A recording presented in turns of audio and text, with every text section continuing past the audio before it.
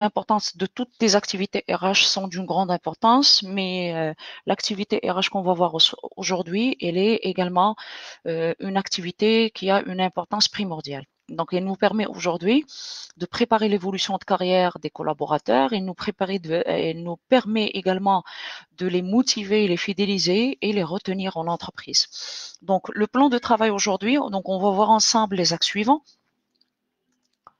Voilà.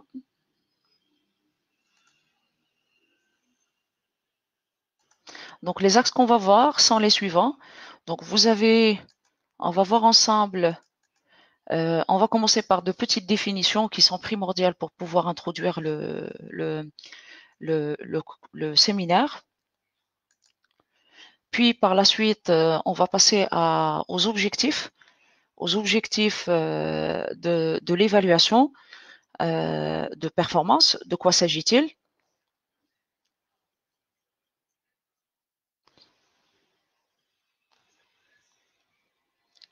Puis par la suite, on va essayer de répondre à une question qui est très importante. Est-ce que les ressources humaines sont considérées comme étant une source de performance ou bien un coût?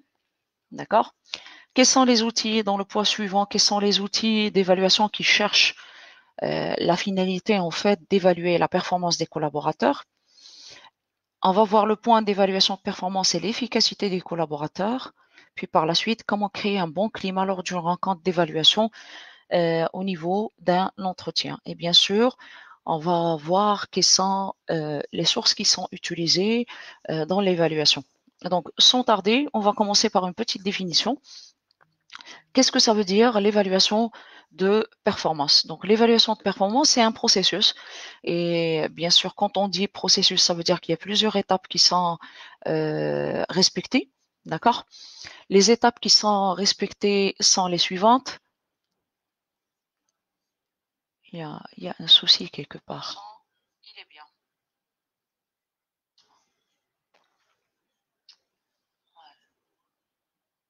Excusez-moi. Voilà.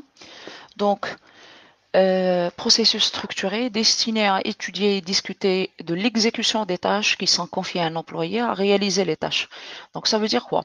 Ça veut dire en fait qu'on va mettre des étapes qui sont destinées à commencer déjà par accompagner un collaborateur dans l'exécution des tâches.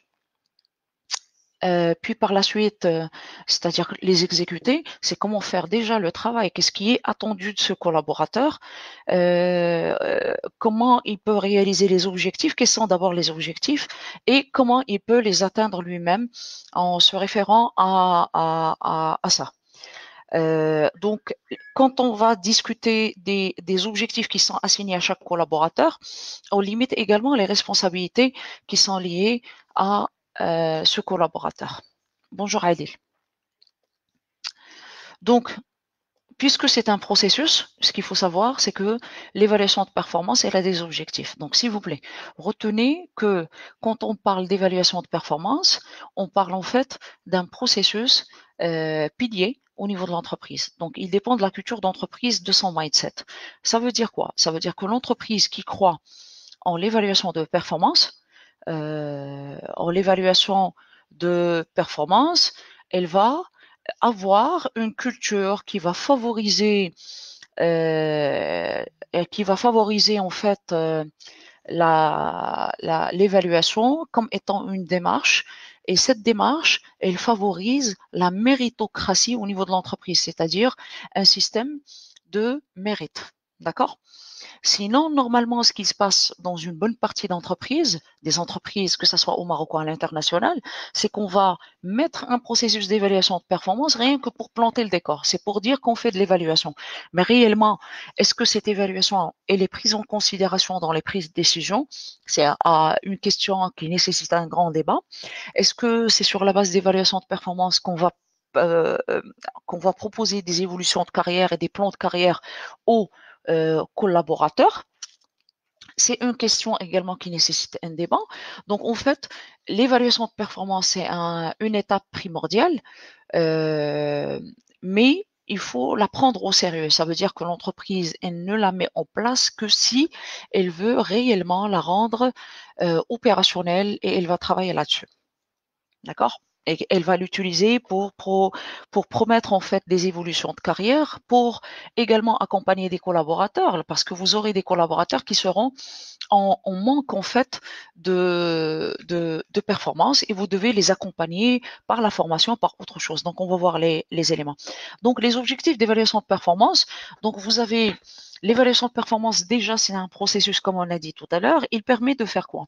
La première chose, c'est aligner pour chaque collaborateur les objectifs du collaborateur ou bien de son travail ou bien de son poste, mais également les responsabilités qui sont liées à son poste. D'accord?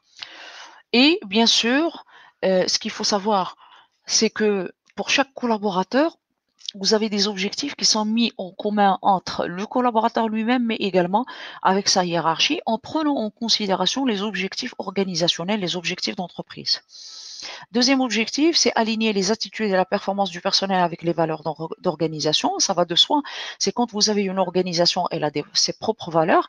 Il faut que les attitudes, les comportements et la performance de chaque collaborateur vont dans le même sens. Reconnaître et renforcer les bons indicateurs de performance. Donc, quand on dit qu'il y a des objectifs, ces objectifs sont traduits sous forme de KPI, d'indicateurs de performance individuels. L'entreprise, quand elle met un système ou un processus d'évaluation de performance, c'est une façon en fait de reconnaître en fait et valider les indicateurs, mais également il faut les renforcer par le suivi et la mise à jour. Identifier et résoudre officiellement les problèmes. Comme j'ai dit tout à l'heure, quand on va faire l'évaluation, il y a pas mal de problèmes qui seront détectés. Et donc ici, je dirais le grand effort, c'est pas d'identifier les problèmes, mais beaucoup plus passer à l'action pour pouvoir les résoudre et les surpasser, et par l'entreprise, mais également par les collaborateurs. Donc, renforcer la connaissance des missions et des activités de chacun. Les évaluations de performance nous permettent en fait de connaître les activités de chaque collaborateur, voir la mission. Si vous vous rappelez, j'en ai parlé en fait au niveau des fiches de poste et des profils postes. La mission du poste en fait, pourquoi il a été créé, qu'est-ce qu'on attend de lui, et on traduit ça sous forme d'un plan d'action. Et bien sûr, ce qu'il faut savoir, c'est que dans un cadre de travail, il y aura toujours un écart entre la situation réelle et la situation souhaitée, c'est-à-dire les objectifs qui ont été réalisés et les objectifs qui sont attendus. Faites attention, l'écart n'est pas toujours négatif. Il peut être un écart qui est positif. Je m'explique. On attend à ce qu'on réalise 100% d'un objectif. On se retrouve avec un collaborateur qui n'a réalisé que 70%, mais on peut se retrouver face à un collaborateur qui est sur 120 ou 130% de l'objectif. Et donc ici, il faut passer à l'action et il faut encourager ces collaborateurs-là. Développer le professionnalisme des agents, parce qu'en fait, à chaque fois qu'il y a un manque de professionnalisme, on peut revenir sur cet élément au niveau des évaluations pour corriger le tir et ne pas répéter ces manques de professionnalisme de la part des collaborateurs. Préciser le rôle et la place de l'agent au sein de la structure, c'est ce que je disais en fait, c'est que quand on va décider de la mission du collaborateur, by the way, on va parler de sa place et de son rôle au niveau de l'organisation interne de l'entreprise. Également, ça nous permet de remettre en cause en quelque sorte le rôle du management d'encadrement ou bien le management de proximité. Est-ce que en profiter, en bénéficier en fait d'un encadrement? Est-ce qu'il y a une proximité avec les collaborateurs? Est-ce que peut-être le style de management utilisé n'est pas favorable? Il est à réviser, à remettre en cause. Donc plusieurs questions peuvent être posées et sur lesquelles on peut répondre au niveau de l'entretien d'évaluation de performance. Repérer les éléments nécessaires à la mise en œuvre de l'évolution. On veut faire évoluer un collaborateur, il faut mettre un plan d'action dans ce sens. Il faut mettre un plan d'action dans ce sens. Il faut mettre un plan d'action dans ce sens et montrer en fait que si on veut faire évoluer les collaborateurs, on ne peut le confier en fait au collaborateur seul, mais il faut lui assurer un plan d'action et un accompagnement de la part de l'organisation et bien sûr de la part de la hiérarchie. Objectif suivant, c'est repérer les améliorations et les corrections à apporter sur le fonctionnement du service. Donc, j'ai parlé du cas d'un manque de fonctionnement ou bien d'un manque en performance chez un collaborateur, mais des fois, c'est pas l'affaire seulement du collaborateur, c'est l'affaire d'un service. Donc, ça nous permet en fait, quand on voit la performance du service, via la performance individuelle, on peut constater des manques de performance de la part d'un service, c'est-à-dire le service en entier, c'est-à-dire la performance collective du service, elle est remise en cause et donc on doit apporter, on remarque les écarts et on peut améliorer et remettre un plan d'action pour améliorer la valeur ajoutée de ce service. Voilà. Donc, pour les entreprises qui n'ont jamais eu de processus d'évaluation de performance, elles veulent le mettre en place. Donc, il y a des étapes à respecter. Donc, première étape, il faut déjà savoir est-ce que vous avez un processus d'évaluation qui existe déjà. Donc, je m'explique. Même si l'entreprise n'a pas un processus d'évaluation en bonne et due forme, ce qu'il faut savoir, c'est que l'entreprise, elle peut avoir un système de performance qui est officieux. C'est-à-dire, elle a l'habitude d'accompagner ses collaborateurs, d'échanger, de voir ce qui ne va pas et elle propose des plans d'action. Mais l'entreprise, elle cartographie. Qu'est-ce que ça veut dire cartographier? C'est comme prendre une photo réelle de l'existant. D'accord? Donc, on commence par un diagnostic de l'existant. Deuxième étape, on prépare tous les documents, la paperasse qu'on va utiliser en fait au niveau de l'évaluation de performance. C'est-à-dire, les documents qu'on utilise, ce sont les fiches d'évaluation de performance qu'on utilise d'habitude, qui sont remplis par la hiérarchie, qui sont remplis également par l'évalué et l'évaluateur, mais également on complète par également un entretien, une entrevue qui est réalisée entre l'évalué et l'évaluateur pour revoir un petit peu ce qui va très bien et qu'on doit maintenir, ce qui va pas bien et qu'il faut améliorer. Et tout ça, c'est utilisé en fait pendant un entretien d'évaluation de performance. Donc ça, c'est le deuxième point. Troisième étape, c'est savoir en fait mettre en place un plan d'action de mise en œuvre d'évaluation de performance, mais également de suivi. Donc, si vous voyez un petit peu sur le terrain, vous allez trouver en fait que la majorité des entreprises font les évaluations de performance de manière annuelle, c'est-à-dire une fois par an. Est-ce que le collaborateur va attendre la fin d'année pour se faire évaluer et pour revenir sur les éléments d'évaluation pour donner en fait un feedback sur l'année? Ça, c'est un moment d'échange officiel, mais ça ne veut pas dire en fait qu'on va lâcher le collaborateur jusqu'à la fin d'année pour faire l'évaluation. Donc, on peut et on doit, hein, c'est pas un choix, c'est une obligation. On doit faire un suivi tout au long de l'année, même si de manière officieuse, mais on doit le faire en fait de manière continue pour pouvoir accompagner des collaborateurs pour arriver à respecter les objectifs qui ont été assignés au départ. Bonjour Serdouane, bonjour Hasna, merci Babel, c'est réciproque. Étape numéro 4, voilà, c'est former le personnel et le superviseur au processus d'évaluation de performance. Et là, je vais m'arrêter un petit peu. Pourquoi l'étape 4 est nécessaire à former? Parce que, tout simplement, dans les entreprises en fait qui ont l'habitude de le faire, généralement, on constate que l'entreprise, elle n'accompagne pas ses collaborateurs pour changer de posture. Je m'explique. Si vous avez des personnes qui ont été tout le temps évaluées, ils ont été promus, on a évolué, on a préparé un plan de carrière à ces personnes et ils sont devenus managers. Et ça veut dire qu'ils vont devenir, mis à part évalués, ils vont devenir des évaluateurs. Ce qui arrive généralement, c'est que la personne, elle va prendre les pratiques utilisées par son manager pendant l'évaluation pour qu'elle va l'utiliser elle-même pour évaluer les collaborateurs, chose qui est erronée. D'accord? Je m'explique. Bien sûr, il y a les bonnes pratiques, mais vous avez également les mauvaises pratiques. Les mauvaises pratiques, c'est comme l'enseignement. واحد ما عمره ما قرا en fait, il n'a jamais eu d'accompagnement ni de formation pour enseigner. Qu'est-ce qu'il fait? Il va dupliquer en fait les méthodes et les outils pour lesquels en fait quand il était étudiant lui et il va dupliquer en tant qu'enseignant. Donc on va prendre et les bonnes pratiques, mais également on va utiliser les mauvaises pratiques. OK? Donc on doit former les gens, on va les former, mais on peut former tout le monde, évaluer, évaluateur. Il y a beaucoup d'entreprises en fait qui font la formation pour l'ensemble du personnel. On a pas mal d'entreprises dans lesquelles on a fait nos interventions dans ce sens et qui forment l'ensemble du personnel, que ce soit évalué ou évaluateur. Et il y a même des entreprises qui ont imaginé des formations avec des groupes évalués et évaluateurs. D'accord, qui ont assisté à la formation pour avoir les best practices avec des simulations qu'on fait sur place. Voilà. Voilà. La partie RH comme source de performance, donc ici, ce qu'il faut savoir, c'est que généralement, on a, quand on parle d'évaluation de performance, on fait référence à tout ce qui est quantifiable. D'accord?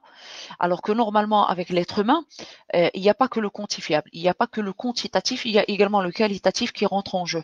Ce qui fait que la partie RH, quand on parle d'évaluation, des objectifs, on a l'habitude de faire ça avec tout ce qui est financier.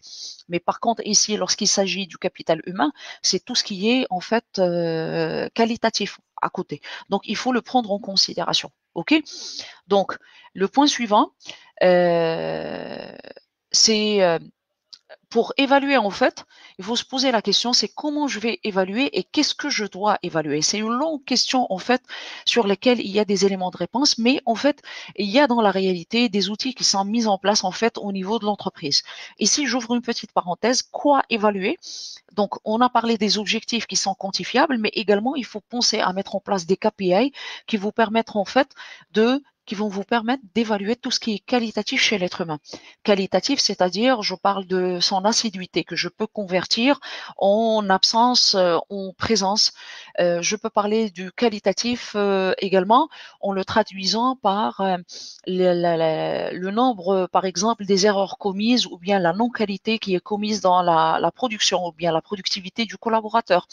L'essentiel, c'est qu'il faut être intelligent en fait pour traduire tout ce qui est qualitatif en quanti. Pourquoi on doit le faire? Parce que tout simplement, le qualitatif, il est subjectif. Quand on veut évaluer du qualitatif, ce qui est pour moi, par exemple, je vous donne un exemple très basique, quand vous avez si on me demande en fait pour un étudiant, on me pose la question, est-ce que cet étudiant est excellent? Je vais dire oui, il est excellent. Pour la même matière, il sera évalué par un autre confrère ou un collègue. Il va dire qu'il est assez bien. Pourquoi? Parce qu'en fait, les échelles de mesure ne sont pas quantifiables. Ce qui est excellent pour moi ne l'est pas automatiquement pour mon collègue ou mon confrère. D'accord? Donc, automatiquement, on n'aura pas la même évaluation. C'est pourquoi je dis, et les auteurs également et les spécialistes RH le disent fréquemment, c'est qu'il faut revenir en fait pour évaluer de manière, je dirais, assez objective la performance, surtout qualitative et non pas quantitative. OK. Si on veut avoir un processus d'évaluation de performance qui est efficace, donc la première chose, il ne faut pas que ça soit un système qui est, je dirais, forcé. C'est-à-dire, on a utilisé du forcing pour le mettre en place.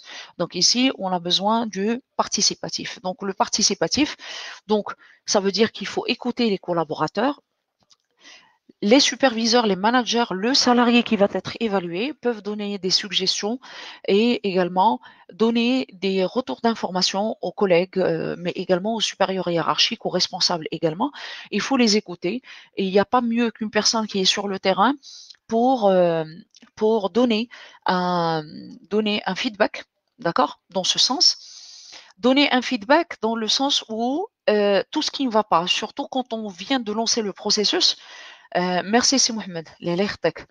Quand on a, en fait, surtout dans le lancement du processus, on le teste, il y a toujours des corrections qu'il faut mener au fur et à mesure. Et il n'y a pas mieux que les personnes qui utilisent ce processus pour donner le feedback et pour donner un petit peu des suggestions d'amélioration de ce processus. Deuxième condition, pour que le processus d'évaluation de performance soit efficace, c'est il faut que ça soit transparent. Transparent dans quel sens? Dans le sens où il faut bien expliquer le processus, il faut bien expliquer les critères qui sont utilisés, mais également il faut expliquer qu'est-ce qu'on va faire après. C'est le post-évaluation de performance. Et ça, c'est très important. Comme j'ai dit tout à l'heure, il y a des entreprises qui font de l'évaluation de performance rien que pour planter le décor, pour dire qu'on fait de l'éval, et les collaborateurs n'ont pas confiance dans ce système. Pourquoi? Parce qu'ils savent très bien que l'entreprise, elle prend ses décisions elle-même de manière subjective sans se baser sur les résultats d'évaluation. Mais pour les entreprises qui se respectent, elles se basent sur l'évaluation de performance sur ces résultats pour, en fait, proposer des évolutions de carrière, pour la distribution des primes, pour la révision des salaires à la hausse, pour l'enrichissement des tâches, plein de, je dirais, plein de propositions qu'on peut faire juste après. Troisième condition, pour que le processus soit réussi, c'est que il doit être appliqué de manière assez cohérente. C'est-à-dire, il faut imaginer des scénarios où ça va être effectué de manière uniforme pour l'ensemble du personnel, en respectant surtout l'équité, d'accord, et également la cohérence, bien sûr, selon les catégories socio-professionnelles au niveau de l'entreprise. Et dernière condition, merci Ali, merci beaucoup. Oups, pardon. Et dernière condition qu'il faut respecter, c'est que il faut également qu'il soit examiné de manière très régulière, comme j'ai dit tout à l'heure. C'est-à-dire, généralement, je vous donne la tendance sur le marché. Les systèmes d'évaluation de performance, on les révise généralement une fois sur chaque 3 ans pour voir un petit peu est-ce que les critères d'évaluation sont toujours pertinents, est-ce que les objectifs sont toujours en cohérence avec les objectifs organisationnels, est-ce qu'ils répondent aux besoins d'entreprise, les besoins organisationnels. Exactement, NS, vous avez les revues de direction qui sont réalisées, qui nous permettent de le faire également de manière assez fréquente. Quelles sont les techniques d'évaluation qui sont utilisées? Donc les techniques d'évaluation, donc au départ, il n'y avait que le deuxième point, c'est-à-dire l'évaluation par les pairs. Donc, pardon, l'évaluation par le supérieur, excusez-moi. C'est-à-dire le N+1. Seul le N+1 a le droit d'évaluer le collaborateur.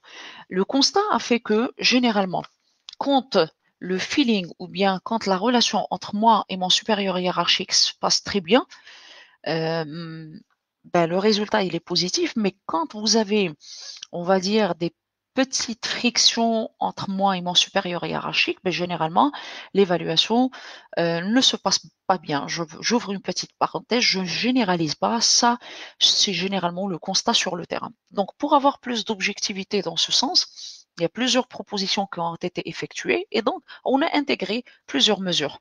Donc on a intégré l'auto-évaluation. Donc l'auto-évaluation c'est quoi? C'est que l'évalué, le salarié lui-même, il va faire lui-même une auto-évaluation à lui-même, c'est-à-dire il va donner son avis sur les KPI, les indicateurs qui ont été mis en place, et il va se positionner par rapport est-ce qu'il était très performant, il était performant ou bien moyennement performant ou pas performant du tout. Et donc ici, on a besoin d'un certain degré de maturité de la part des collaborateurs, mais également de la hiérarchie, pour donner un avis qui est objectif aux éléments d'évaluation. Vous avez, bien sûr, on a maintenu l'évaluation par le supérieur et ici, on a pu même ajouter pas seulement le N+1, on a imaginé le N+R. Pourquoi pas? La seule condition, on va la voir vers la fin, c'est que il faut que ces gens-là soient en mesure d'évaluer le travail du collaborateur et le connaître. Pas connaître le collaborateur, connaître son travail. Sinon, ça va être également subjectif. Vous avez l'évaluation par les pairs. Évaluation par les pairs, c'est que tes collègues ont le droit de t'évaluer. C'est une pratique qui est utilisée par la maison Google, par exemple. C'est surtout parce qu'en fait, la maison Google, elle opte pour un management de projet. Donc, dans le projet, on est des pairs, on a le même grade. Bien sûr, on a un chef de projet. Le chef de projet, c'est quelqu'un qui fait le chef d'orchestre, en fait, et c'est quelqu'un qui fait l'interface avec la direction. D'accord? Donc, quand on a l'évaluation par les pairs, il n'y a pas mieux que mes collègues avec lesquels je suis en contact qui seront également en mesure de me faire une évaluation dans ce sens. On a une autre évaluation, c'est l'évaluation par les subordonnés.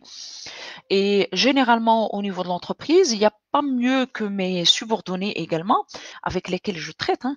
Avec la hiérarchie, on est tout le temps généralement élégant, fait le traitement, fait le relationnel, on essaie de l'être. Mais avec les subordonnés, ben, généralement, les personnes qui ont développé des complexes, généralement, ils vont les externaliser, les extérioriser sur les subordonné. Donc, un subordonné, il a le droit également de participer aux évaluations. Vous avez l'évaluation externe. Ici, il faut avoir un contact direct avec un partenaire ou bien une partie prenante externe. Donc, je donne deux exemples. Pour les commerciaux, on peut faire un tirage au sort par rapport à un client, un de ses clients. Et pour, par exemple, un responsable achat, on fait appel à un fournisseur, par exemple. Et bien sûr, et il était en contact avec lui et il sera en mesure de faire l'évaluation sur cette personne. Et on a créé les comités d'évaluation. Les comités d'évaluation, c'est carrément un comité qui est composé de plusieurs personnes. Ça peut être un N+1, ça peut être un N-1, le N prime, c'est-à-dire un collègue qui participe dans l'évaluation. L'évaluation externe, quand vous avez en fait plusieurs intervenants, on appelle ça comité d'évaluation. Et donc la personne, elle est évaluée par toutes les parties prenantes. C'est pourquoi on l'appelle 360 degrés ou bien 180 degrés.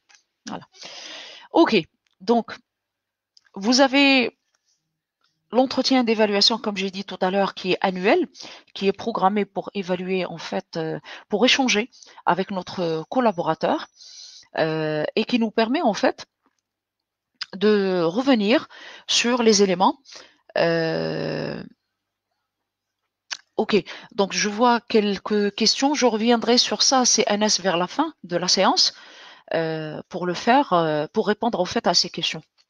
Donc, comment créer donc par la même occasion, je demande à toutes les personnes qui ont des questions de l'écrire sur la barre des commentaires. Je reviendrai sur ça dans les 10 dernières minutes de mon intervention.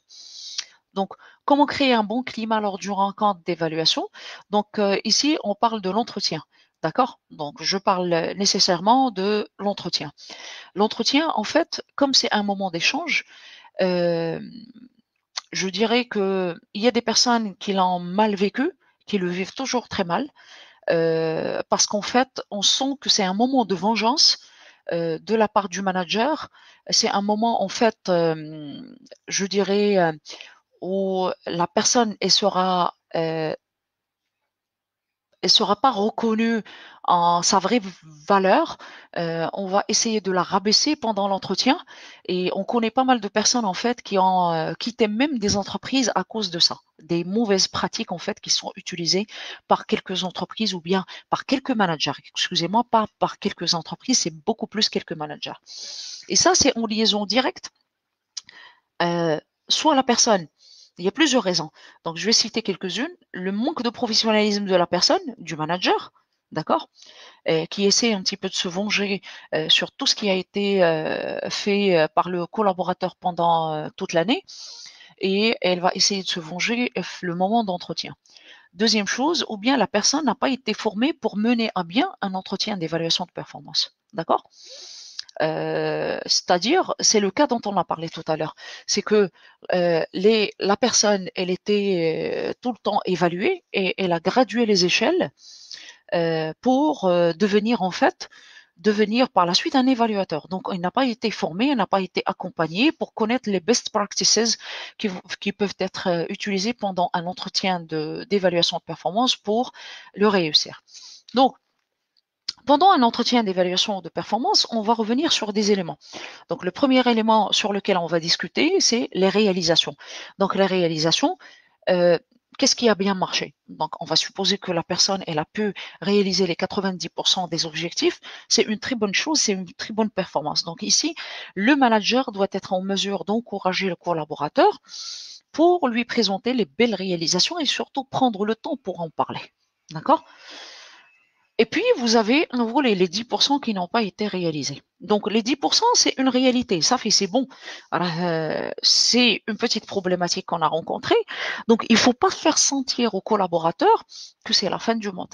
Donc, il faut avoir une orientation solution. C'est-à-dire, les 10% n'ont pas été réalisés.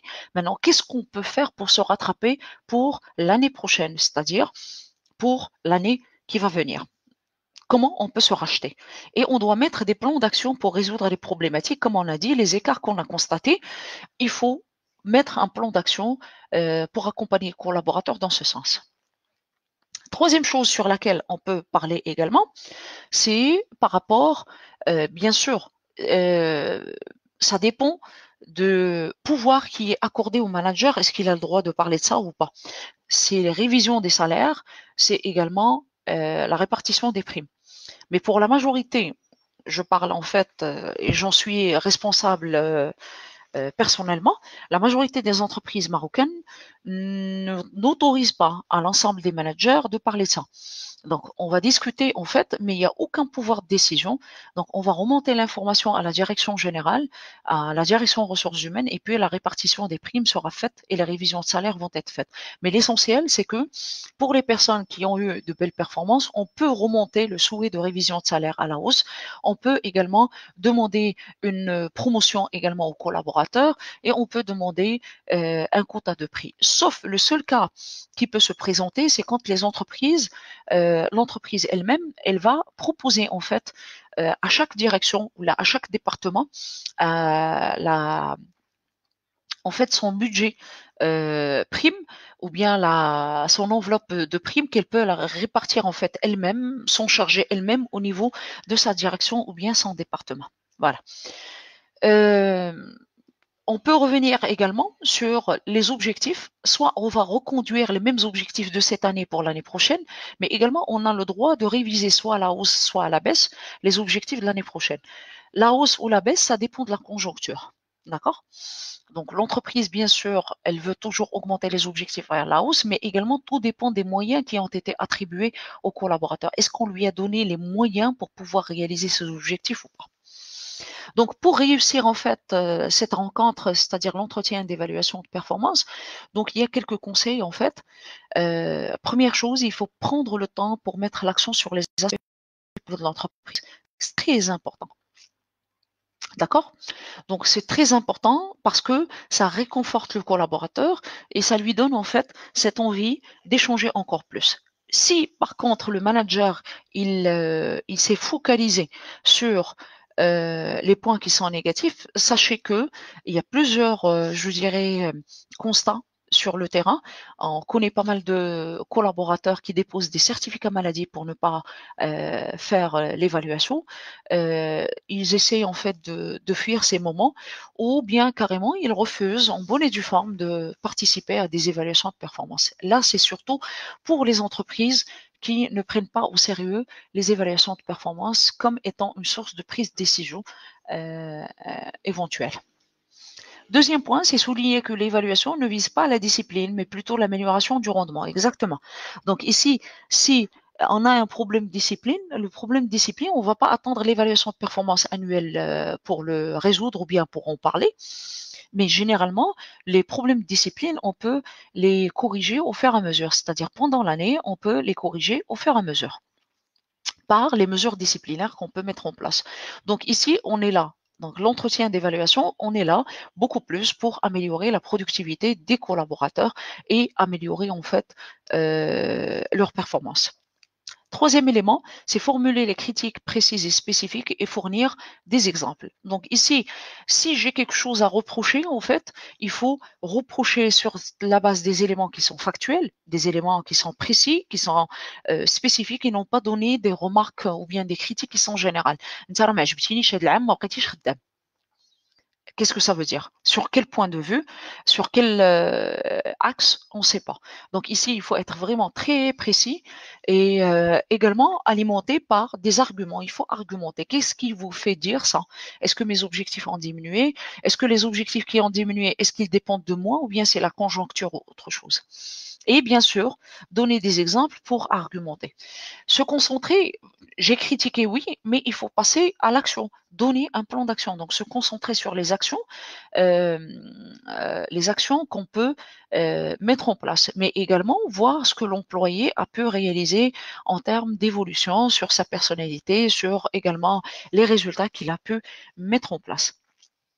Point suivant, ce qu'il faut savoir, c'est que un entretien, il y a une durée moyenne. On parle de 15 à 20 minutes. Mais bien sûr, vous avez des exceptions quand il y a des points à détailler avec le collaborateur. On peut prendre beaucoup plus de temps. Mais pour que l'entretien d'évaluation de performance ait un sens, il faut que ça soit vraiment concentré sur le temps. Il ne faut pas banaliser l'entretien d'évaluation de performance. Il faut lui donner en fait le sens et il faut qu'il garde un petit peu sa légitimité.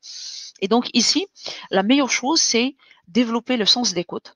Je parle du manager, il faut qu'il écoute très bien, il faut qu'il soit calme. Et bien sûr, il ne faut pas couper la parole, en fait, il ne faut pas se couper la parole mutuellement. Il faut respecter chaque collaborateur. OK? Pardon. Voilà. Donner la chance à l'employé d'exprimer ses réactions, ses besoins. Donc, il peut l'exprimer. Hein. Dans le système anglophone, ils partent au-delà de ces points. Le manager, il peut même poser la question à son collaborateur euh, et il peut lui demander d'évaluer son style de management. C'est-à-dire, qu'est-ce que tu en penses? Est-ce qu'il y a des améliorations à faire par rapport à mon style de management? Est-ce que tu vois qu'il est en adaptation ou bien est-ce qu'il converge avec vos besoins? Est-ce que c'est un management motivationnel ou bien c'est un management en fait qui est bloquant, d'accord? Et qui bloque parce qu'il y a des personnes qui sont dans l'autoritaire. L'autoritaire, il peut marcher avec quelques profils, mais il ne marchera pas avec tout le monde. Pour, pour d'autres personnes, il peut les bloquer, d'accord? Il peut bloquer leur performance et leur productivité. Leur performance et leur productivité. Suggérer des actions précises que l'employé pourrait utiliser pour améliorer son rendement, exactement. Donc être, comme j'ai dit tout à l'heure, être orienté en fait solution. On met un plan d'action ensemble. Si tu as besoin de formation, on peut programmer des formations là où il y a un manque de compétences. Si tu es en surcharge de travail, bien sûr, qui est prouvé en fait, on peut penser à un recrutement ou bien faire appel à des stagiaires qui vont donner un coup de main dans ce sens. Il y a pas mal de solutions en fait qui nous permettent ça. Si vous êtes par contre face à, pardon, si vous êtes face à un collaborateur qui est démotivé, il faut chercher des solutions pour pouvoir le faire parler, pour le motiver et passer à l'action dans ce sens également. Privilégier l'approche évaluer, écouter, d'accord, pour pouvoir passer à trouver des solutions aux problèmes. Mais par contre, malheureusement, par manque, je dirais, de compétences là-dessus, par manque d'objectivité, manque de professionnalisme, on se retrouve dans une autre approche qui est évaluer. C'est beaucoup plus évaluer la personne. Je suis dans la subjectivité, je l'évalue et j'essaie de la convaincre de mon avis. D'accord? Moi, je connais des personnes qui, en rentrant dans des évaluations de performance, sont hyper motivés et ils sortent démotivés complètement. Complètement démotivés, complètement, je dis bien. Il y a même des personnes, on a pris connaissance de quelques cas qui, juste après les évaluations de performance, d'accord, euh, c'est problématique. Les gens démissionnent carrément, démissionnent. Ok? Ça veut dire en fait qu'ils ont été cassés pendant l'entretien d'évaluation de performance. Ok? Voilà. Suggérer des actions qui sont précises, bien sûr, l'action, les actions qui sont précises pour améliorer la performance et la productivité du collaborateur, bien sûr, c'est très bénéfique en fait, et pour l'entreprise, et pour le manager, et pour le collaborateur, parce que ça va augmenter la productivité individuelle, mais également collective, mais également organisationnelle de l'entreprise. Le rôle du manager ici, c'est également, il faut qu'il mette l'accent sur le soutien qu'il peut apporter à son collaborateur. C'est très important. Si le collaborateur sent qu'il est en manque de performance, mais qu'il est soutenu par son manager, soyez sûr qu'il va faire main et pied pour augmenter sa productivité par la suite. Mais s'il voit que son manager, il est là et le collaborateur, il se sent seul et isolé pour assumer la responsabilité du manque de performance, soyez sûr qu'il sera cassé par cette attitude. Voilà.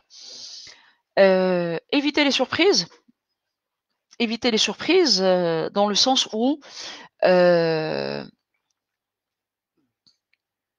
la personne sent qu'elle a fait de belles performances et elle se voit surprise par une évaluation négative de la part de son collaborateur. Si c'est vrai, ça doit être justifié, mais si c'est pas vrai, c'est sur la base de l'émotionnel, de la subjectivité, c'est problématique. Donc là, généralement, le collaborateur va le vivre très mal, d'accord? Et généralement, ça peut induire, comme j'ai dit tout à l'heure, à la démotivation du collaborateur. On peut plus le fidéliser, on peut plus le retenir en entreprise, d'accord? Bien sûr, on doit donner une rétroaction, un feedback, qu'il soit positif ou négatif, c'est très important. Mais bien sûr, négatif, moi je dis qu'il y a les bonnes manières pour donner un feedback, même s'il est négatif. Il faut savoir le transmettre, d'accord? Je peux voir par la suite si on peut programmer carrément les questions, réponses qui peuvent être estimées en fait pendant un échange d'entretien d'évaluation de performance dans ce sens, mais également comment présenter une critique à un collaborateur pendant un entretien d'évaluation de performance. C'est très important. Et bien sûr, il faut prendre en considération que pendant toute l'année, je peux donner ce feedback. D'accord? Cette rétroaction, je peux accompagner mon collaborateur, lui faire la remarque tout au long de l'année pour éviter en fait qu'il casse sa productivité et sa performance la fin d'année pendant l'entretien et que l'évaluation soit une évaluation qui est négative. Post-évaluation. Après l'évaluation, il faut toujours donner un retour au collaborateur de manière générale. Et ici, c'est pas le manager. Ici, généralement, le feedback, il provient directement de la direction générale représentée par la DRH. Donc, on fait un petit feedback. Donc, s'il vous plaît, à ne pas confondre le feedback du manager qui peut écrire un petit mail dans le sens où il va donner son appréciation sur l'entretien d'évaluation. Je ne parle pas de ça, il y a des entreprises qui l'appliquent.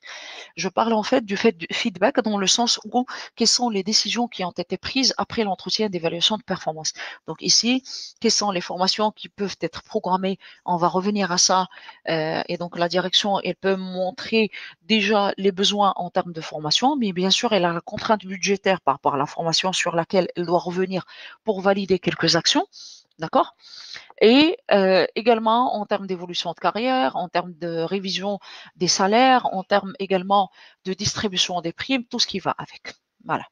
Donc, pour conclure, excusez-moi, l'entreprise comme elle n'est pas là pour faire du social, elle est dans l'obligation, bien sûr, d'évaluer et de retrouver la performance et la productivité des collaborateurs, mais également la productivité et la performance organisationnelle. Et ceci ne peut être possible que si on fait une évolution, on est une évaluation, pardon, de performance des collaborateurs pour pouvoir positionner en fait les pièces de puzzle au niveau de l'entreprise. Et bien sûr, en revenant sur ces éléments-là tout le temps, on peut faire en fait assurer une mobilisation permanente de tous les collaborateurs. J'ouvre juste une petite parenthèse dans ce sens. Il ne faut pas croire que l'évaluation de performance c'est l'affaire du top management. Tout le monde est concerné par l'évaluation de performance, que ça soit évalué ou évaluateur, pour pouvoir assurer assurer en fait l'amélioration de tous les collaborateurs et préparer également la montée en compétences des collaborateurs par la suite. Voilà. Donc j'espère que ma présentation était claire. Je vais essayer de profiter du temps restant pour revenir sur quelques questions qui ont été proposées et posées par des participants en fait. Donc il y a ici NS qui a posé la question suivante. Connaissez-vous, madame, des entreprises marocaines qui font des évaluations par les subordonnés?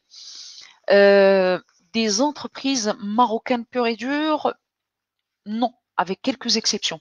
Donc, on a eu j'ai eu des interventions au niveau de quelques entreprises où on a mis en place l'évaluation de performance 360 degrés. Et dans la 360 degrés, on est dans l'obligation de faire appel à, comme j'ai dit tout à l'heure, à un comité d'évaluation où vous avez le N, le N-1, le N+1, le N plus R, le N' et une partie qui est externe. Et ici, oui, mais ce sont des multinationales installées sur le territoire marocain qui l'utilisent le plus, donc fréquemment. Mais comme j'ai dit tout à l'heure, quelques entreprises marocaines ont pris l'initiative de manière volontaire de le mettre en place et on a pris des volontaires pour se faire évaluer. Ben, généralement, ce sont des personnes qui appartiennent au comité de direction qui étaient volontaires pour subir en fait cette évaluation 360 degrés. Voilà. Question suivante. Donc, il y avait également une remarque, c'est surtout pour les primes. Oui, exactement.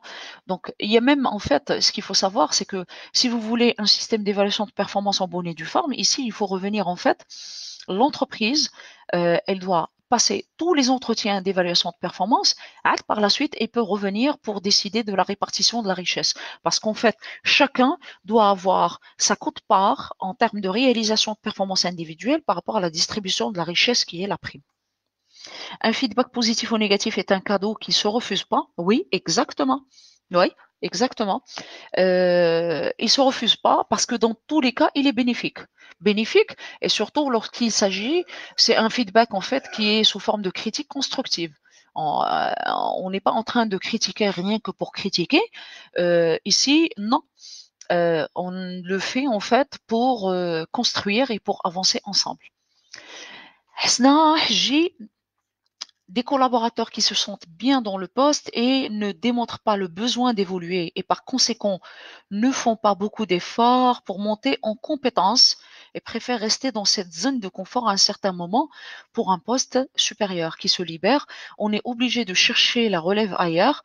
Comment préparer à travers l'entretien d'évaluation ce besoin le, ouais, pour que le collaborateur sorte de cette zone de confort. Madame Hji, ce qu'il faut savoir, c'est que on va le voir la prochaine fois au niveau de la gestion de carrière. Hmm. Au niveau de la gestion de carrière, on va le voir. Les collaborateurs, il faut respecter un petit peu ce choix, d'accord?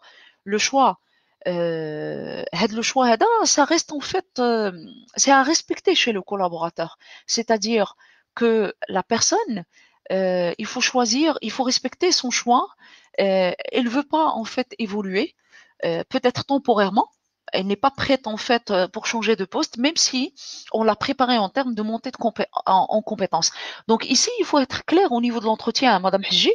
Il faut être très clair là-dessus. C'est que on pose des questions, nous, on a l'habitude de poser la question directement aux collaborateurs. Est-ce que vous êtes intéressé par une évolution? Ben, si la personne, elle ne l'est pas, moi, je peux préparer la relève de l'autre côté. Et d'ailleurs, on va voir par la suite au niveau de la gestion de carrière, mais après, pour la gestion prévisionnelle des emplois et des compétences, on prépare toujours la relève. Si au niveau de l'entretien d'évaluation, la personne ne veut pas et elle n'est pas prête pour évoluer pour une raison personnelle, professionnelle, on a eu des cas, il y a des personnes, les women, c'est-à-dire leur culture fait qu'elles ne veulent pas, je dirais, aller vers l'inconnu, c'est-à-dire un autre poste où la personne, elle se voit fournir des efforts supplémentaires parce qu'elle ne sait pas quels sont les résultats auxquels elle sera affrontée. D'accord? On a eu des cas, surtout pour les femmes, et elle vous dit, si je fais de la promotion, je suis promue, ça va être des responsabilités supplémentaires, alors que moi j'ai des enfants en bas âge, ou bien je suis mariée, j'ai beaucoup moins de disponibilité pour fournir des efforts dans ce sens, ou bien être disponible H24 par exemple. Le retour après l'entretien d'évaluation doit-il se faire par écrit? Non, pas obligatoirement. Non, pas obligatoirement. Non. On n'est pas obligé en fait de le faire. Euh, on n'est pas obligé de le faire. Ça peut être oral, c'est très suffisant. Sinon, la partie 360 degrés chez Dell, oui, toutes les multinationales l'utilisent. Hein. Elles ne le généralisent pas, d'accord, mais elles peuvent l'utiliser pour une catégorie socio-professionnelle bien déterminée, d'accord. Youssef pose la question, bilan de compétences, entretien annuel d'évaluation, quel point de divergence? C'est une question sur laquelle je ne vais pas répondre. Je vais revenir sur ça par rapport à la gestion de carrière, parce que les deux sont des sources pour préparer la gestion de carrière des collaborateurs. Sidri, c'est un très bon cours, merci, avec plaisir. Madame Hji, merci pour votre réponse. Très bon cours, merci. Avec grand plaisir. Donc, j'espère que j'ai répondu en fait à toutes les questions qui ont été posées. Donc, je reviens en fait sur, je dirais, l'idée principale, c'est que l'entretien d'évaluation de performance, il faut que l'entreprise le prépare, l'accompagne et le corrige au fur et à mesure parce qu'il est primordial en fait. Et il doit être basé sur de bons piliers et de bonnes bases.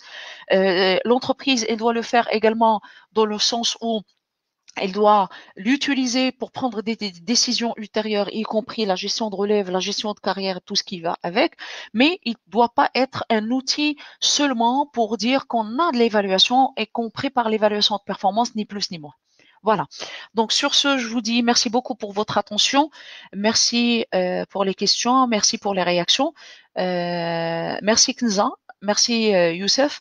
Je vous dis au plaisir de vous revoir. Merci Anas. Je vous donne rendez-vous pour une nouvelle séance en fait de psychologie sociale qui est programmée après-demain, vendredi, même heure, même lieu sur Qaraya Fdar. Merci à vous tous, Haftarkom et très bonne journée.